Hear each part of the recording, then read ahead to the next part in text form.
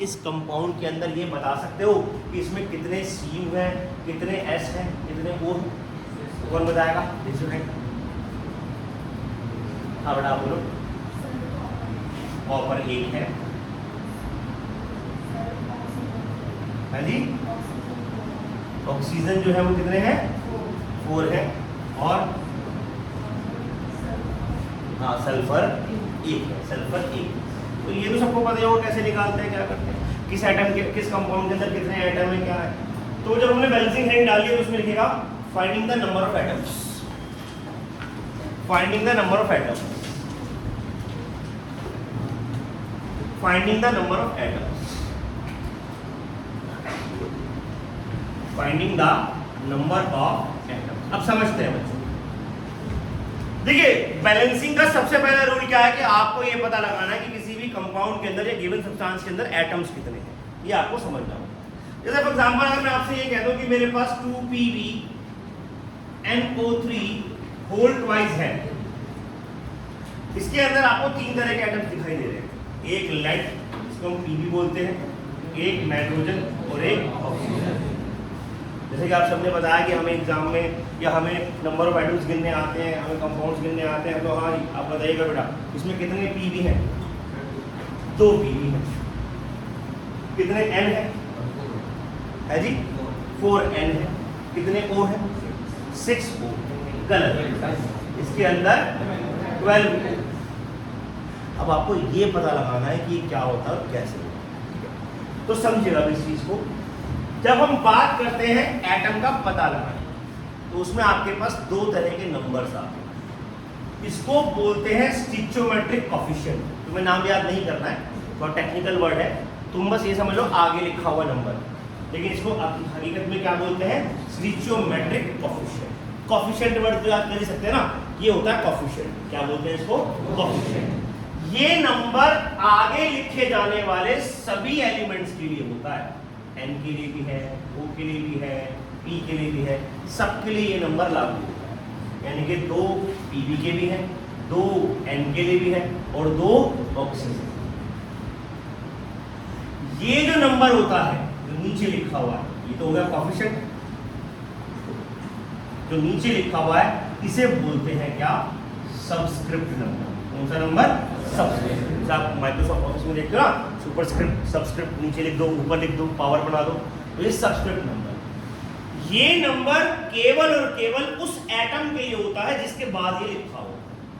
जैसे यहाँ लिखा है 3, तो ये 3 सिर्फ और सिर्फ किसके लिए है? ऑक्सीजन के लिए है। इसका बाकी किसी से कोई मतलब नहीं है, इसका बाकी किसी से कोई मतलब नहीं है। तो 3 इज ओनली फॉर ऑक्सीजन। लेकिन अगर हम बात करें इस 3 की जगह, अगर हम बात करें इसकी, हम 2 की बात करें, तो 2 कहाँ लिखा हुआ है? पूरे NO3 के बाहर, पूरे ये 2 नाइट्रोजन के लिए भी है और ये 2 ऑक्सीजन के लिए भी है, ये वाला 2 ऑक्सीजन के लिए भी है। तो आपके पास 2 तरह के नंबर हुए, एक जो आगे लिखा है और एक जो नीचे लिखा है। जो आगे लिखा है वो नंबर सबका है, जो नीचे लिखा है वो नंबर केवल उसी एटम का या ग्रुप ऑफ एटम्स का जिनके बाहर वो लिखा हो। जैसे मान लो मैंने कहा ALOH होल थ्राइस और आगे लिख दिया मैंने मान लो 4। अब ये 4 एल्यूमिनियम के लिए है या नहीं है? अब ये 4 O के लिए है या नहीं है? अब ये 4 H के लिए है या नहीं है? लेकिन ये 3 किसके लिए? O के लिए भी और H के लिए भी। 3 दोनों के लिए, क्योंकि ब्रैकेट के बाहर लिखा हुआ। इसके बाहर लिखा हुआ है। मान लो मैं कहता मेरे पास है 2.2Fe2O3, ये वाला 2 किसके लिए है? Fe के लिए। ये वाला 2 किसके लिए है? O के लिए। ये वाला 2 किसके लिए? सिर्फ Fe के लिए। और ये वाला 3 किसके लिए? सिर्फ O के लिए। तो जो नंबर सामने यानी कि कोफिशिएंट में लिखा हुआ है वो नंबर सभी के लिए है, जो नंबर नीचे सबस्क्रिप्ट में लिखा हुआ है वो केवल उस एटम के लिए। ये बड़ी बेसिक सी बात है, 10th क्लास की बात नहीं है, ये 6th 7th की बात है, 8th की बात है, ज़्यादा से ज़्यादा हद मार लो 9th की बात है। लेकिन बात तो ये है कि आपको कुछ आता है या नहीं आता है वो मैं नहीं समझ पाता हूँ, तो मैं आपको बेसिक से बता रहा हूँ। मैं ये नहीं कह रहा हूँ आपको नहीं आता, आपको आता है, you people are intelligent, but मैं मान के चल रहा हूँ कि मैं आपको बेसिक से बता रहा हूँ। तो आगे लिखा हुआ नंबर सबके लिए, नीचे लिखा हुआ नंबर सिर्फ किसी किसी के लिए। लिखा हुआ नंबर सिर्फ ये बात समझ में आगे बढ़े। अब हम आगे अब काउंटिंग कैसे करी जाती है किसी भी नंबर की या किसी भी नंबर को कैसे लिखा जाता है। तो जैसे मैंने कहा कि मेरे पास है PV NO3 होल ट्वाइस और मान लो मैंने यहां लिख दिया लेट्स से फॉर एग्जांपल 5, ठीक है। 5 क्या हो गया कोएफिशिएंट, 3 और 2 क्या हो गए स्टोइचोमेट्रिक सबस्क्रिप्ट नंबर। 3 किसके लिए है सिर्फ O के लिए और 2 किसके लिए है दोनों की। अब जो ऊपर वाला नंबर होता है उसका नीचे वाले नंबर से मल्टीप्लाई किया जाता है। जो ऊपर वाला नंबर होता है उसका नीचे वाले नंबर से उसका नीचे वाले नंबर से मल्टीप्लाई किया जाता है। जैसे मैं बात करता हूं लेड की, ये PV माने लेड, PV माने मैं बात करता हूं लेड की। तो लेड में आपके पास कितने एटम है ये पता लगाना है। इस कंपाउंड में लेड के कितने एटम है ये पता लगाना है। तो लेड में मान लो हमारे पास यहाँ पर लिखा हुआ है क्या 5 लिख दिया। नीचे क्या लिखा हुआ है कुछ नहीं है तो 1 हो गया इंटू 1 कितने हो गए जी। फिर हमारे पास है नाइट्रोजन, नाइट्रोजन के लिए क्या लिखा हुआ है 5 तो सबके लिए जी सर, हाँ जी बिल्कुल है। उसके बाद क्या नाइट्रोजन के नीचे कोई नंबर है नहीं है, लेकिन नाइट्रोजन और ऑक्सीजन दोनों को मिला के नीचे कोई नंबर है कौन सा है ये हो गए 10। मान लो मैंने कहा ऑक्सीजन, ऑक्सीजन के बाहर क्या लिखा हुआ है 5 इंटू 3 इंटू 2 कितना हो गया जी 30। 1 के 5, 1 के 10, 1 के 30। आप एग्जाम्पल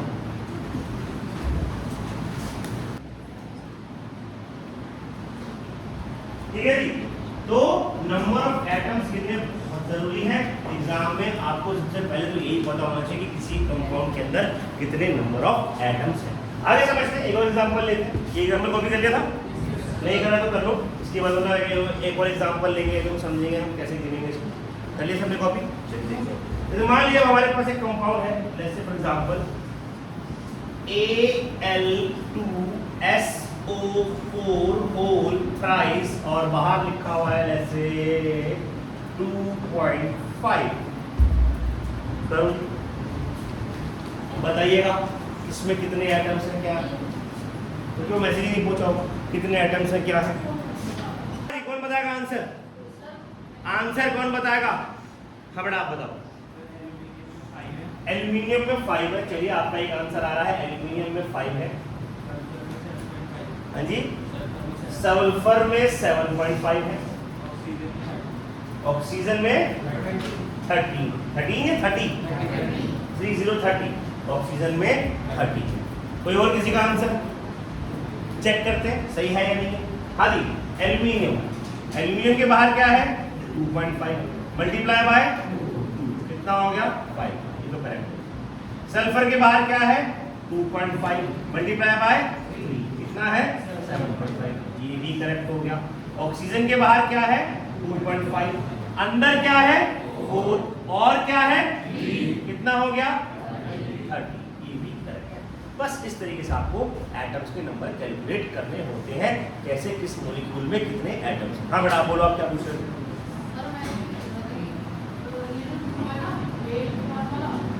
एयर के बाद वाला, हाँ जी एल्यूमिनियम से मतलब है, यस बिल्कुल। जो जिसके नीचे लिखा है उसका उसी से मतलब, जो जिसके नीचे लिखा है उसका उसी से मतलब है और किसी से मतलब नहीं। हाँ बोलो। नहीं ब्रैकेट में तो फिर दोनों से होगा ना, दोनों के लिए। हाँ मैं बेटा ब्रैकेट के बाहर की बात कर रहा हूँ। ये 3 का मतलब किससे है 4 से, ये 3 ओ से, हम सॉरी किससे है O से, और इस 3 का मतलब किससे है S से। लेकिन जो ये सल्फर है सॉरी 4 है, इसका मतलब सिर्फ और सिर्फ O से, समझ लो। नीचे वाले में आपको अलग पहचानना है, ऊपर वाले में अलग पहचानना है, इतनी बात समझ में आती है। अब मान लीजिए आपके पास कोई इक्वेशन आती है और उस इक्वेशन के अंदर आपको नंबर ऑफ आइटम्स काउंट करने हैं। जैसे मान लो मेरे पास है 6CO2 plus 6H2O gives C6H12O। मेरे पास ऐसा कोई कंपाउंड है, इनमें हमें नंबर ऑफ आइटम्स काउंट करना है। तो यहां पर हम इसको बोलेंगे क्या, इस पूरे हिस्से को बोलेंगे अभी फिलहाल LHS, जैसे मैं ऐसे बोलता हूं, और इस पूरे हिस्से को बोलोगे क्या, RHS। क्या बोलोगे, RHS। आपको बैलेंसिंग के अंदर LHS इक्वल्स टू करना है क्या, RHS। बस ये बैलेंसिंग। लेकिन इसे समझने के लिए सबसे पहले हमें क्या समझना पड़ेगा, नंबर ऑफ एटम्स काउंट करने पड़ेंगे। तो LHS की अगर हम बात करें तो इसमें 3 तरह के एटम दिखाई दे रहे हैं आपको, कार्बन, हाइड्रोजन और ऑक्सीजन। एक एक करके बात करते हैं इसमें कितने कितने क्या क्या है। चलेगा, कैलकुलेट करिएगा पहले LHS में कितने कार्बन है, LHS में कितने ऑक्सीजन है, LHS में कितने हाइड्रोजन है। सबसे पहले बात करते हैं कार्बन की। कार्बन कितने हो गए जी, हम पहले नंबर देखते हैं। कार्बन का नंबर कितना है, 6, और कोई नंबर नहीं है तो कार्बन कितने हो गए, 6।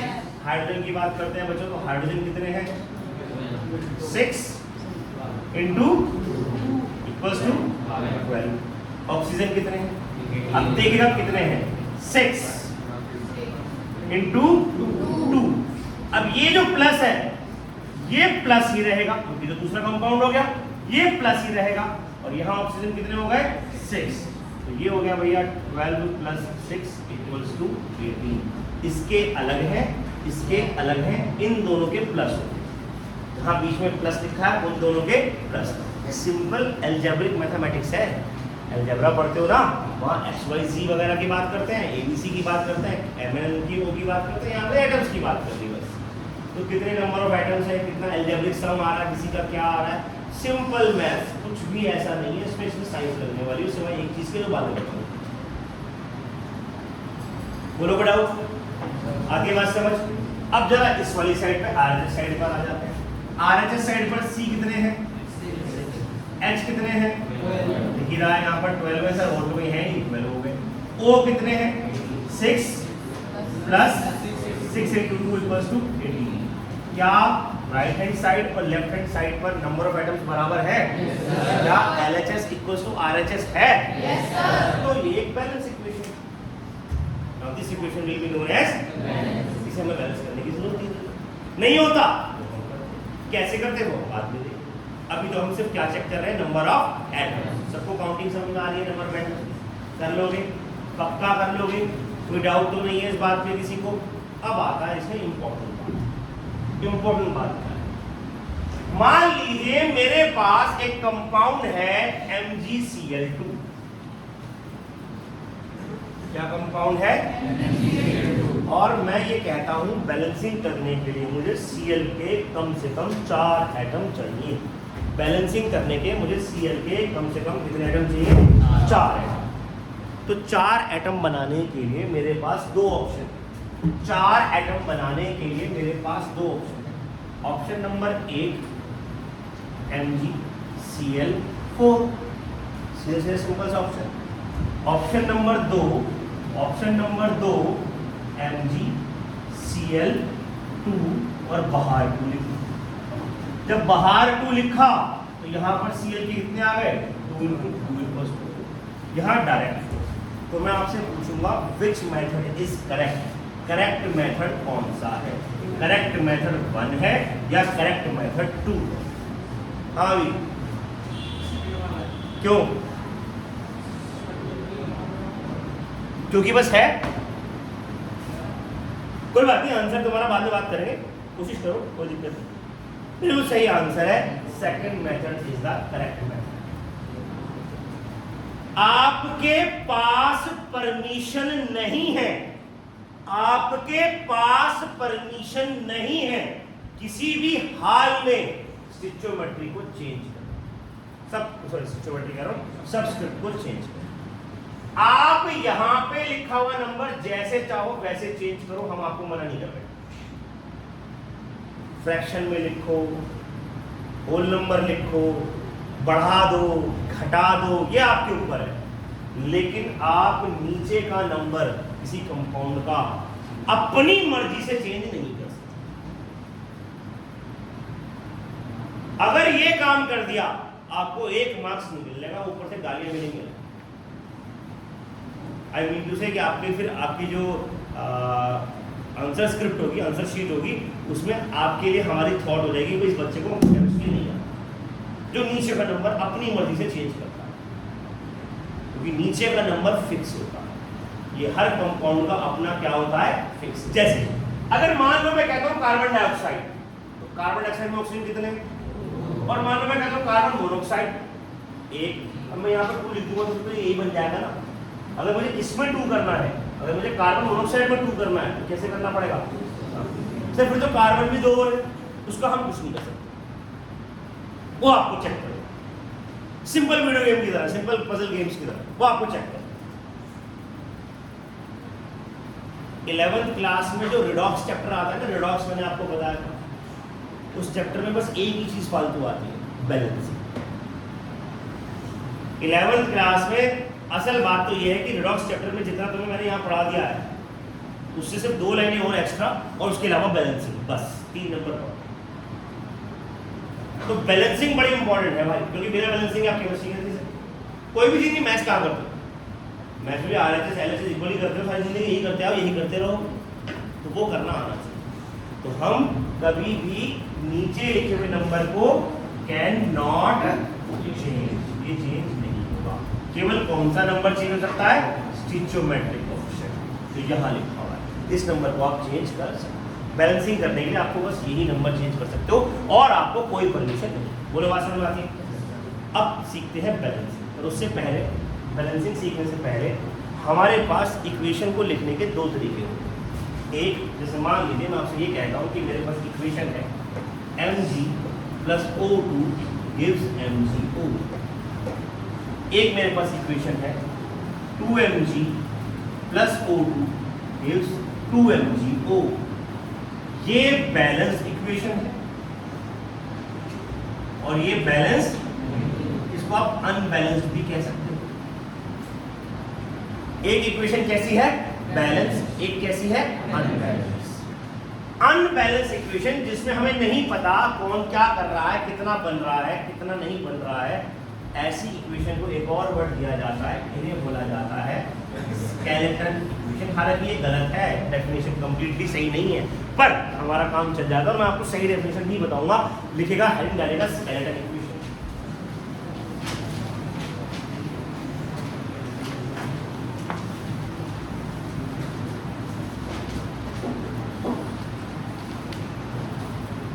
An equation which may not be, यहाँ पर may वर्ड बड़ा इंपॉर्टेंट है। कौन सा word? An equation which may not be balanced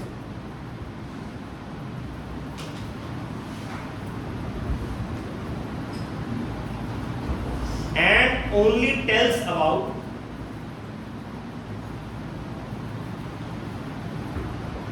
type of reactant and products, and only tells about type of reactant and product, type of reactant and product are called skeleton equation, are called skeleton equation। ऐसी equation जो केवल ये बताती है कि कौन react कर रहा है और क्या प्रोडक्ट बन रहा है, कितना कर रहा है, कितना बन रहा है, इसके बारे में सटीक जानकारी नहीं है। सटीक जानकारी हो सकता है, जानकारी हो सकता है, उसको हम स्केलेटन कहते हैं। तो मान लीजिए मैं आपसे पूछता हूं कि क्या स्केलेटन इक्वेशन बैलेंस इक्वेशन हो सकती है? यस और नो? Yes, it can. कैसे? मान लीजिए मैंने कहा C + O2 gives, और सिंपल फॉर्म में लिख सकते हैं कैसे हम? इसको बैलेंस करने की जरूरत है? नहीं है? क्या है या नहीं है? नहीं है सर, ये पहले से ही बैलेंस है, तो ये बैलेंस भी है और स्केलेटन भी। तो जरूरी नहीं कि हर बार स्केलेटन इक्वेशन को बैलेंस करना ही पड़ेगा, वो पहले से बैलेंस हो सकती है, वो पहले से बैलेंस हो सारी, एक भी हो सकती है। Mg + Cl2 gives MgCl2, balance है और स्केलेटन भी है। लेकिन Na + Cl2 gives 2NaCl, ये बैलेंस नहीं, पर ये स्केलेटन है। बैलेंस कब होगी? जब यहां पर हम 2 लगा देंगे, 2Na + Cl2 gives 2NaCl। Now it is balanced and it is skeleton। तो बड़ा टिपिकल सा वर्ड है स्केलेटन। स्केलेटन का मतलब क्या है? सर मुझे नहीं पता बैलेंस है या नहीं है, मुझे केवल इतना पता है कि ये रिएक्ट कर रहा है और ये प्रोडक्ट बन रहा है, तब मैं उसे स्केलेटन बोलता हूँ। लेकिन होता क्या, सीबीएसई में हमारे स्कूलों में लिखवाया जाता है unbalance equations are only skeleton. जो इक्वेशन अनबैलेंस है बस उसी को स्केलेटन कहते हैं। जी नहीं, स्केलेटन मतलब स्केलेटन थी, वो बैलेंस है या नहीं है वो बात की। जो ये बता दे कि क्या बन रहा है और कितना बन रहा है, क्या बन रहा है और क्या लग रहा है, बस वो स्केलेटन। वो बैलेंस हो गई, अच्छी बात है, नहीं होगी तो देखा जाए। ठीक, नंबर 2 डालेंगे बैलेंस्ड इक्वेशन। क्योंकि अगर हमें स्केलेटन वर्ड यूज ना करना हो तो हम क्या वर्ड यूज करते हैं? अनबैलेंस। अनबैलेंस वर्ड कभी यूज नहीं करा। हमारे पास 2 तरह की इक्वेशन आई, एक स्केलेटन इक्वेशन और दूसरी balanced equation. Now what is balanced equation? The equation in which number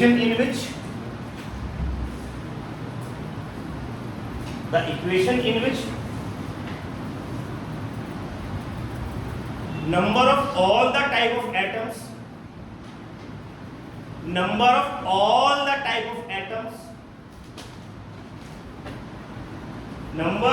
all the type of atoms are equal.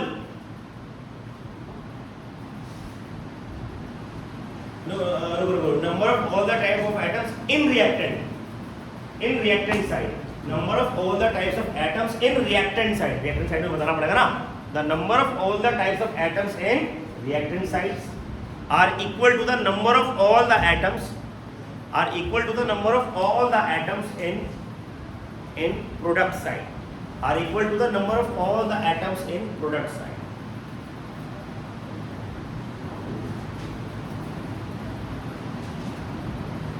तो हम कह सकते हैं LHS will be equals to RHS। उसको हम क्या बोलते हैं? Balance equation. क्या बोलते हैं? Balance equation. अब किसी भी इक्वेशन को बैलेंस करने के लिए, बैलेंसिंग करने के लिए हमारे पास कुछ नियम है। पहला नियम हम सीख ही चुके हैं कि हम सबस्क्रिप्ट का नंबर चेंज, हम केवल किसका नंबर चेंज कर सकते हैं? Coefficient number. जो आगे आपके कोर्स में मैं बार बार बता रहा हूँ, ये वर्ड नहीं है कोएफिशिएंट या स्टिचोमेट्रिक कोएफिशिएंट, ये 11th में आता है वर्ड, पर कोई मुश्किल वर्ड नहीं है। हालांकि स्पेलिंग थोड़ी सी अजीब है, अदरवाइज मुश्किल वर्ड नहीं है। आप इसको याद करना चाहो नहीं करना चाहो कोई फर्क नहीं पड़ता, करना ना लिख के नहीं आना तो अच्छा, स्पेलिंग गलत होगी तो मार्क्स करेंगे कुछ फायदा नहीं। खैर, अब कैसे बैलेंस करना है वो समझते हैं।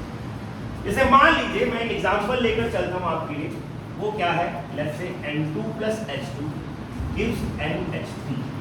इसका मतलब समझो, जब कभी नाइट्रोजन से हाइड्रोजन रिएक्ट करेगा वो अमोनिया बनाएगा। जब कभी नाइट्रोजन से हाइड्रोजन रिएक्ट करेगा वो अमोनिया बनाएगा। ये एक स्केलेटन इक्वेशन। हम यहाँ ये नहीं बता रहे कितने नाइट्रोजन से कितने हाइड्रोजन रिएक्ट करेंगे और कितना अमोनिया बनेगा। हम पहले पता लगाएंगे कि क्या ये बैलेंस है भी या नहीं। अच्छा बच्चों, आज से 5-7 साल पहले, कोविड से पहले, उससे भी 2-3 साल पहले तक बैलेंस इक्वेशन के क्वेश्चंस आते थे ज़्यादा मार्क्स में। लाइक आपको एक इक्वेशन दी जाती थी, उसको बैलेंस करने को दिया जाता था और 2 या 3 मार्क्स में आ जाती थी। अब अमूमन ट्रेंड चेंज हो गया है। अब ज़्यादातर 1 मार्क्स में क्वेश्चन आता है balance the chemical equation. 1 marks में आने का फ़ायदा क्या है? इसका फ़ायदा है, वैसे नुकसान कम है, फ़ायदा ज़्यादा है। फ़ायदा ये है कि हमें नहीं पता आपने कैसे करा, आप बस बैलेंस कर दो। चाहे आप साथी से पीको, चीटिंग करके करो, बना के नहीं जाओ या खुद करो, ये आपकी मर्जी है। आप हमें आंसर दे दो। जैसे फिल द ब्लैंक्स होते हैं ना, आपने कहाँ से निकाला, ऑब्जेक्टिव होते हैं। आप बस सही आंसर टिक करो, तुक्का मारो, जो आपका मन करे वो करो, हमें आंसर दे दो। पहले क्वेश्चन आते थे कि represent how you balance it, तो आपका पूरा प्रोसीजर बताना पड़ता। वो थोड़ा सा मतलब लेजी सा लगता था, मुश्किल तो नहीं, आसान है पर लेजी सा लगता है। समझाऊंगा मैं आपको वैसे ही, पर आपको अल्टीमेटली बैलेंस करके देगा। आगे बात समझ, चलते हैं आगे। अब पहला काम क्या है? स्टेप 1 है कि हम LHS और इन दोनों में क्या करें? इन दोनों में अपना एटम्स को काउंट करके लिखें। LHS में N कितने हैं? H कितने हैं? RHS में N कितने हैं? 1। H कितने हैं? कौन बैलेंस है दोनों में से? कोई भी नहीं। अब आपको इसमें से कोई एक बैलेंस करना है। पहले एक एटम बैलेंस। अच्छा, अमूमन जनरली पहला एटम कौन सा बैलेंस किया जाता है? पहला एटम वो बैलेंस करा जाता है जनरली वो करा जाता है जिसका डिफरेंस सबसे कम होगा, इसका डिफरेंस सबसे कम होगा। पर यहाँ पर मजे की बात है कि दोनों में डिफरेंस कितना कितना है, एक एक ही है। कैसे सर, नाइट्रोजन 2 है, यहाँ एक है, एक का डिफरेंस। सर हाइड्रोजन 2 है, यहाँ 3 है, एक का डिफरेंस। यहाँ तक कोई डाउट? किसी को कोई भी डाउट आ रहा हो, रेज योर हैंड। ये ऑनलाइन क्लास नहीं है, ये ऑनलाइन कम ऑफलाइन क्लास है, so you people can raise your hand if you want, ठीक है ना। तो आप पूछिए, यही ऑफलाइन का फायदा है। कोई डाउट यहाँ तक किसी को? सारी बात क्लियर हो रही है? आगे बढ़ते हैं बच्चों। तो हमने क्या कहा, हमारे पास दोनों एक एक करके बराबर है। मैं पोजीशन भी एक पहले बैलेंस कर सकता हूँ। मान लो मैं लेफ्ट नाइट्रोजन को बैलेंस करना चाहता हूँ। अब नाइट्रोजन लेफ्ट हैंड साइड पर कितने हैं, राइट हैंड साइड पर कितने हैं, तो मुझे बढ़ाने हैं राइट हैंड साइड पर। कैसे बढ़ाऊं? इसके नीचे 2 लगाऊं सब्सक्रिप्ट में या आगे? आगे, वेरी गुड। तो ऑन पहले ऐसे लिख कर आते थे हम, अब जरूरत नहीं है ऐसी चीजें करने की। एग्जाम में आता है on multiplying NH3 by 2 we gets 2NH3। हमें क्या मिल जाएगा? 2NH3। अब इक्वेशन क्या बन गई? N2 प्लस असल में मुझे बैलेंस ही याद है तो मैं सीधा बैलेंस वाली लिख देता हूँ, गिव्स 2NH3। अब N कितने हैं, H कितने हैं, N कितने हैं, H कितने हैं, N बैलेंस हो गए। अब क्या बैलेंस करेंगे? H बैलेंस करने के लिए क्या करना पड़ेगा? यहाँ 6 है तो यहाँ 2 है, तो क्या करें? यहाँ पर 3 ऊपर लिखूँ या 6 नीचे लिखूँ? 3 आगे लिखना है। तो बस अब हम क्या करेंगे, ऑन मल्टीप्लाइंग क्या,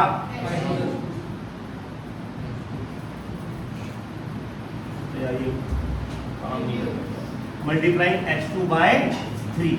हमें क्या मिल जाएगा? मैं यहाँ लिख रहा हूँ, हमें क्या मिल जाएगा? N2 plus 3H2 gives 2NH3।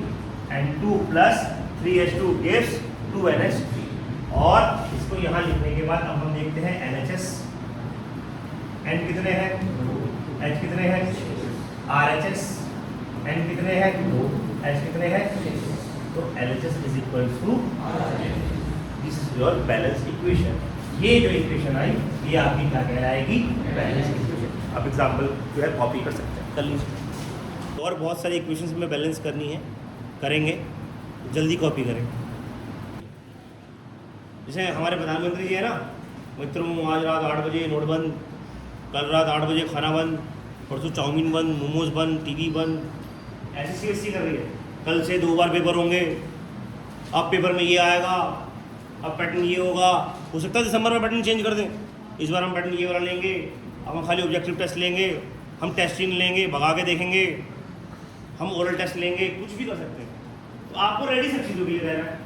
और जिसे आता है उसे सब आता है, जिसे नहीं आता भाई फिर वो तो दिक्कत करेगा ही करेगा। तो अगर दोबारा ये आ गया कि भाई आपको इसको रिप्रेजेंट करके दिखाना है, तो 3 नंबर का क्वेश्चन आएगा। फिर हर बार HS, LHS, RHS, LHS लिख कर आना पड़ेगा तमीज़ से। फिर on multiplying this we get this, ऐसी चीज़ें लिखते हो ना मैथ्स में, जो बोरिंग मैथ्स है तुम्हारा, उसी तरह ये भी बोरिंग हो जाएगा। समझे? हाँ जी। चलिए अब और एग्जाम्पल देखते हैं। जैसे फॉर एग्जाम्पल देखिएगा, हाँ एक एक्सट्रीम इंपॉर्टेंट रिएक्शन देता हूँ। HCl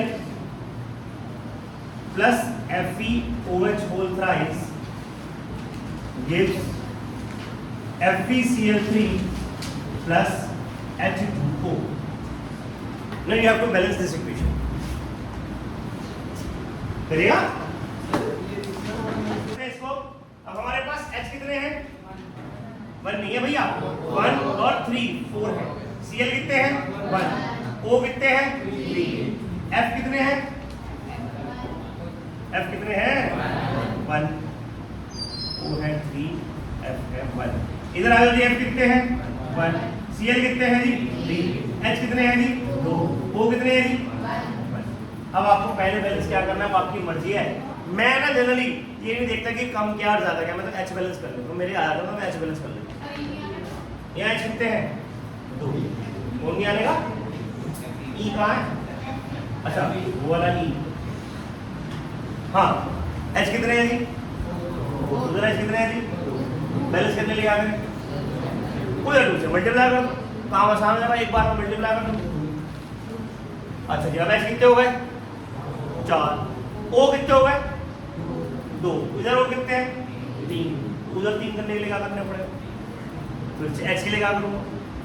वहाँ मल्टीप्लाई, फिर ये कर लो, फिर वो कर लो, फिर ऐसे कर लो, फिर वैसे कर लो, यही करते रहो। आधों का हो गया, आधों का किस चीज का आंसर नहीं आ रहा,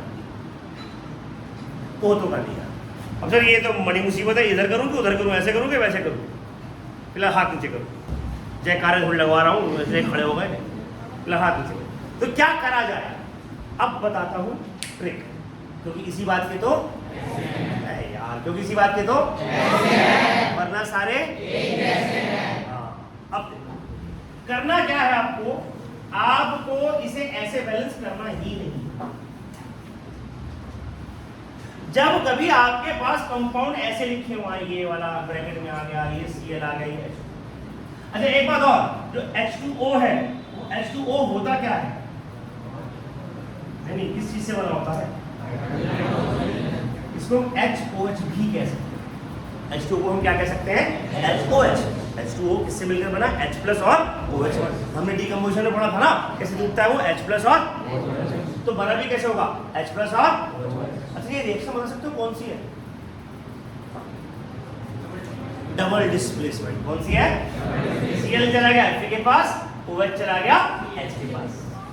तो एक तरीके से कौन सी रिएक्शन है, कौन सी रिएक्शन है, सबको पढ़ा चुका हूं, डबल डिस्प्लेसमेंट, फर्स्ट बैच में, सेकंड बैच में। अब हमें करना क्या है, थोड़ा सा काम मुश्किल तो होगा, पहली बार लगेगा, बढ़ गया काम, पर ये काम इतना आसान कर देगा तुम्हारी जिंदगी, तुम कहोगे सर वाह मजा आ गया। क्या कहोगे, ठीक से बोलो, क्या कहोगे, बहुत मजा आ गया। देखो कैसे वाह मजा आ गया, HCl प्लस FeX3, X क्या है यहाँ पर, इसको X मान लिया, बस बात करें, क्या मान लिया, X gives FeCl3 plus HX plus HX। अब तुम OH में O बैलेंस मत करो, H बैलेंस मत करो, पूरा OH को क्या मान लो, X, पूरे OH को क्या मान लो, X। जो ब्रैकेट में लिखा है, ज्यादातर जो कहाँ लिखा होता है, ब्रैकेट में, और वहां जाकर भी एज इट इज दिख रहा है, उसको एक क्वांटिटी मान लो। तो क्या मान लो, एक क्वांटिटी, क्या मान लो, एक क्वांटिटी। हमने यहाँ क्या मान ली, X। पहली बार में समझ में नहीं आएगा, इसका एक और एग्जांपल लूंगा तब और ज्यादा समझ में आएगा, पर पहली बार भी समझना जरूरी है, इसे समझते हैं। इसे क्या मान लिया, X। अब यहाँ पर X कितने हैं, यहाँ पर X कितने हैं, 3 से मल्टीप्लाई करके बोलो, कोई डाउट। यहाँ H कितने हैं, यहाँ H कितने हैं, 3 से मल्टीप्लाई करके बोलो, इसे भी 3 से मल्टीप्लाई करा था ना, इसे भी 3 से मल्टीप्लाई करके। यहाँ Cl कितने हैं, यहाँ Cl कितने हैं, यहाँ X कितने हैं, यहाँ X कितने हैं, यहाँ F कितने हैं, यहाँ F कितने हैं, बैलेंस, खत्म, मजे लो। देखो जी कैसे हैं, मैं यार हमने क्या करा, OH को क्या मान लिया, X, क्या मान लिया, X मान के यहाँ पे OH की जगह क्या लगा दिया, X। अच्छा पानी में H और OH होता है ना, तो यहाँ पर भी OH की जगह क्या लगा दिया, X। अब यहाँ पर OH कितने हैं, 3, यहाँ OH कितने थे, 1, हमने 3 से मल्टीप्लाई कर दिया। यहाँ पर अब H कितने हो गए, 3, यहाँ कितने हैं, 1, हमने 3 से मल्टीप्लाई कर दिया, रिएक्शन बैलेंस। अब देखो वापस सही कर रहा हूँ, 3HCl plus FeOH whole thrice, X की जगह क्या लगा दिया फिर से, OH gives FeCl3 plus 3H2O। पूरा लिख दो या HOH लिख दो, तुम्हारी मर्जी। रिएक्शन इज बैलेंस, खत्म, टेंशन ही नहीं है अपने कोई LHS RHS की जरूरत नहीं। एक बार कॉपी करो, फिर दोबारा एक और एग्जांपल लूंगा, वो एग्जांपल इससे भी खतरनाक होगा और उसके बाद इससे भी ज्यादा मजा आएगा, ये गारंटी है। पर दिमाग खुला रखना, कोई बुझा ले तेरा दिमाग खुल जाएगा। सर बता सको, एक बहुत बड़े साइंटिस्ट थे, बहुत बड़े साइंटिस्ट, उनका नाम था अक्षय कुमार। नाम सुना किसी ने, अक्षय कुमार साहब की एक मूवी आई थी, क्या थी वो, चांदनी चौक टू चाइना। तुमने नहीं देखी होगी, बहुत पिटी थी मूवी। अच्छा वो मूवी भी देख ली, कितने वेले हो गए तुम, मतलब वो मूवी तुम कैसे देख सकते हो यार, एक तो इतनी पुरानी मूवी, मेरे ख्याल 10-15 साल पुरानी मूवी, तुम पैदा भी नहीं होंगे कुछ तो, उसके बाद भी तुमने वो मूवी देख ली और वो सिर्फ फ्लॉप मूवी। खैर उस मूवी में ना जो अक्षय कुमार थे, उनके जो गुरुजी थे, उनके गुरुजी भी बहुत बड़े साइंटिस्ट थे। उनके गुरुजी ने एक बात बोली थी, बहुत बात को ध्यान रखना, उनके गुरुजी ने एक बात बोली थी कि वो ना वो सिखाते थे जूडो कराटे अक्षय कुमार को। तो क्या बोलते थे कि I am not feared of those moves, those 1000 moves you practice one time. I am feared of that one move you practice 1000 times. मुझे उन 1000 मूव से डर नहीं लगता जो तुमने एक बार प्रैक्टिस करी है। एक बार कर लिया, 2 बार कर लिया ना, मेरे को डर लगता। मुझे तुम्हारे बस उस एक मूव से डर लगता है जो तुमने 1000 बार प्रैक्टिस करी। कोई बढ़िया बॉलर होगा ना क्रिकेट में, एक बॉल ऐसी जरूर फेंकता होगा जिसका जवाब किसी बैट्समैन के पास नहीं होगा, पर वो एक बॉल तब होगी जब उसने अपनी आधी जिंदगी उस बॉल को लगाने में लगा दी।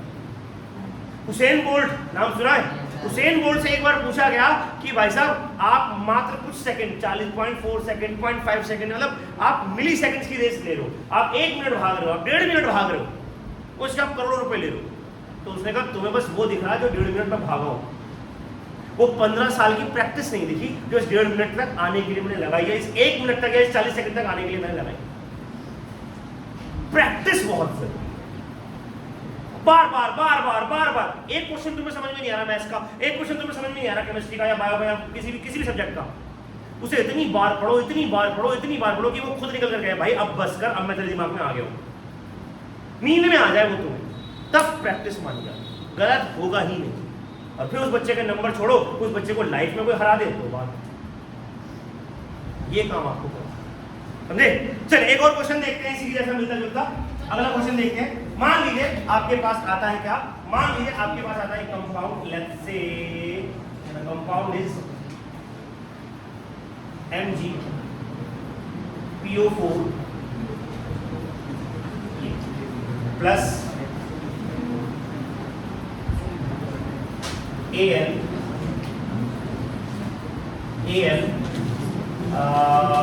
let's say OH whole thrice gives MgOH whole twice, बेटा बातें नहीं, प्लस Al2 AlPO4, इसे बैलेंस करो। तुम्हारा मन करे वैसे करो, बट ड्यू रेस्पेक्ट जो है मैडम की जानी नहीं चाहिए। अगर आपके स्कूल का टीचर, आपके ट्यूशन का टीचर बाई चांस कभी कभार ऐसा कुछ बोल देता है जो गलत हो जाता है, इंसान है, ऐसे नहीं कि नहीं आता। हम लोग भी कभी किसी मूड में होते हैं, कभी फ्रस्ट्रेशन मूड में होते हैं, कभी खुशी मूड में होते हैं, कभी बहुत सारा प्रेशर होता है। हो सकता है कई बार किसी और क्लास में कुछ पढ़ा कर आए, यहाँ पर आके कुछ और पढ़ा रहे हैं, मिसमैच हो गया। तो अगर कोई टीचर आपका स्कूल का गलती से कुछ बोल देता है तो प्लीज़ उसकी इंसल्ट नहीं करनी है, मन में भी नहीं लानी है, कभी भी नहीं लानी है, तो टीचर ही है। चलिए देखते हैं, आसान तरीका बताता हूँ। ये जो PO4 देख रहे हो ब्रैकेट में है, पूरा PO4 है, पूरा क्या है, पूरा क्या है, ये भी पूरा क्या है, ये क्या है, ये भी क्या है। दो चीजें ऐसी हैं जो नहीं बदली, एक पूरा का पूरा PO4 और एक पूरा का पूरा OH। PO4 OH, PO4 OH। PO4 को मान लो, PO4 को मान लो X और OH को मान लो Y। क्या इक्वेशन बन गई जरा बताइए? Mg3 ब्रैकेट में वो bracket X2 plus AlY3 Mgy2 plus AlX। यहां तक बताओ कोई दिक्कत नहीं? 50 युक्ति इधर बड़ा आप तीनों को, इधर 3, ये 3, कोई दिक्कत नहीं। इधर लास्ट पक्का समझ में आ रहा है? PO4 को क्या मान लिया X, Y को क्या और OH को क्या मान लिया Y। सर इसको X मानना है तुम्हारी मर्जी, का खा गा X Y Z जिसको जो मर्जी मान, ठीक है? एक से तो अब हमने क्या करा, इसको ऐसे लिख दिया। अब यहाँ पर कोई भी एक चीज बैलेंस करते हैं, लेट्स से X बैलेंस करते हैं। X कितने हैं? 2। यहाँ कितने हैं? क्या करूँ? यहाँ Y कितने हैं? यहाँ कितने हैं? बैलेंस हो ही नहीं सकते। कैसे बैलेंस होंगे? इधर 2 लगा दो, इधर 3 लगा दो। अब Y कितने हैं? अब Y कितने हैं? अब Y कितने हैं? पर जैसे ही यहाँ पर 2 लगाया, Al के पास भी क्या लगाना पड़ेगा? अब Al कितने हैं? Al कितने हैं? X कितने हैं? X कितने हैं? Mg कितने हैं? Mg कितने हैं? कोई वजह जो बैलेंस नहीं हुआ? बैलेंस हो गई, कुछ खत्म कहानी, मजे ही मजे।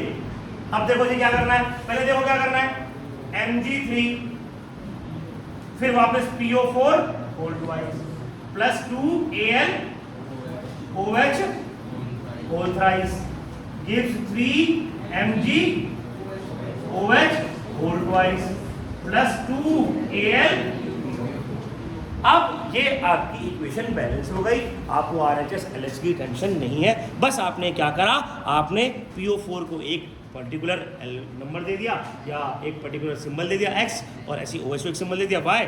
जो भी ऐसे एग्जाम में क्वेश्चन आएंगे उनमें आप ये काम कर सकते हो। लेकिन ये काम फंडा है तो आपको अलग से करना पड़ेगा, रफ में करना पड़ेगा, फेयर में करके नहीं दिखा सकते।